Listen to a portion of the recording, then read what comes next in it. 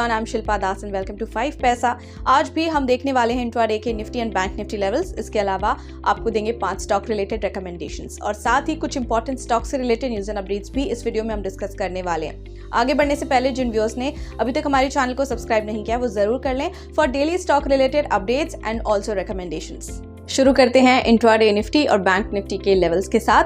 Intraday Nifty levels की बात कर लेते हैं, जिसमें कि पहला सपोर्ट लेवल है 22,650, दूसरा सपोर्ट लेवल है 22,600, पहला रेजिस्टेंस है 22,790 और दूसरा रेजिस्टेंस है 22,880। इंट्राडे बैंक निफ्टी लेवल्स भी देख लेते हैं, जिसमें कि पहला सपोर्ट लेवल है 48,260, दूसरा सपोर्ट लेवल है 48,020। इसके अलावा पहला रेजिस्टेंस इंट्राडे का होगा 48,900 और दूसरा रेजिस्टेंस 49,260।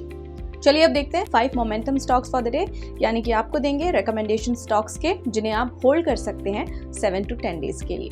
सबसे पहला रिकमेंडेशन आज के लिए है संवर्धना मदरसन और इसे बाय करने का रीजन है कि इसमें कंटिन्यूएशन ऑफ अप ट्रेंड नजर आ रहा है, तो इसी रीजन से आप इसे बाय कर सकते हैं। 148 पर स्टॉप लॉस 142 लगा सकते हैं, पहला टारगेट 154 रख सकते हैं और दूसरा टारगेट 161 पर रख सकते हैं। अगला स्टॉक है बायोकॉन, यहाँ पर बुलिश फॉर्मेशन है तो आप इसे बाय कर सकते हैं 324 पर, स्टॉप लॉस 310 लगा सकते हैं, पहला टारगेट 338 और दूसरा target 350।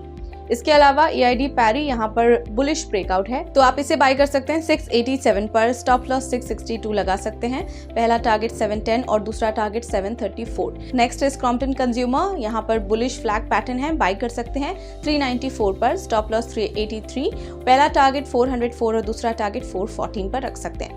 Next stock is Bajaj auto, ये on the verge of breakout है, बाय कर सकते हैं 9,070 पर, स्टॉप लॉस 8,870 लगा सकते हैं, पहला टारगेट 9,270 और दूसरा टारगेट 9,450। चलिए अब नजर डालते हैं कुछ important stock related news and updates पर, जिसमें आज देखेंगे बैंको प्रोडक्ट्स, ISGEC, हेवी इंजीनियरिंग और SJVN के बारे में। बैंको प्रोडक्ट्स के Q4 रिजल्ट्स की बात करें तो नेट प्रॉफिट इनका सर्ज हुआ है by 33.56% year on year. Total income भी इनकी बढ़ी है 19.26% year on year to ₹730.31 crore.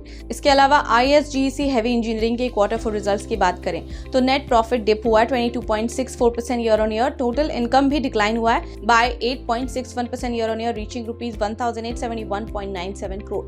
SJVN के Q4 रिजल्ट की बात करें तो नेट प्रॉफिट 255% से बढ़ा है ईयर ऑन ईयर। इसके अलावा रेवेन्यू डिक्रीज हुआ है 4.1% ईयर ऑन ईयर से, EBITDA 22.4% year on year down रहा है, साथ ही मार्जिन भी डिक्रीज हुआ है from 61.3% to 49.6% year on year.